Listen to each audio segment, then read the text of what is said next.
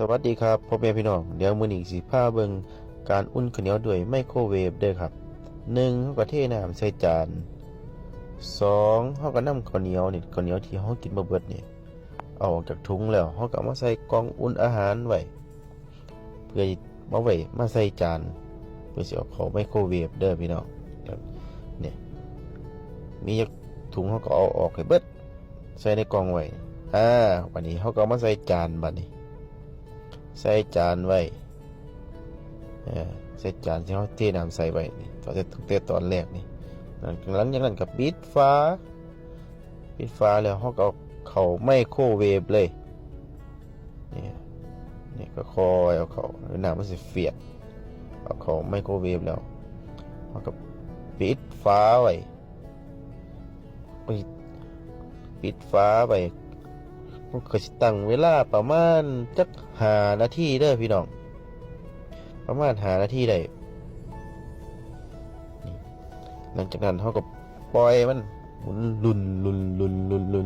อยู่พุ่นละถ้าจนมันครบเวลาพุ่นละพี่น้องเขาจะเอาออกมาหลังจากครบเวลาแล้วหลังจาก5 นาทีแล้วเขาก็เอาข้าวเหนียวที่เขาอุ่นได้ออกมาระวังเด้อพี่น้องมันร้อนค่อยๆมันร้อนถ้าเป็นไปได้ให้ใส่ถุงมือกันความร้อนเด้อหลังจากนั้นเขาก็สิมาถึงขั้นตอนการทรายเข่าได้บ่านี่การทรายเข่าเทเข่า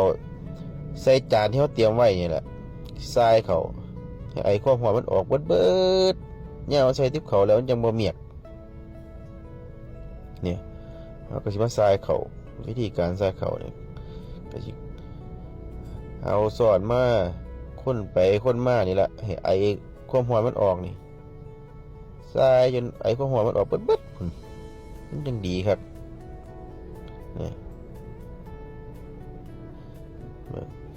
นี่ไอความร้อนมันออกเบิดแล้วเขาจะมาใส่ติ๊บเข่าได้บ้านพี่น้องนี่บัดนี้เขาจะมาใส่ติ๊บเข่า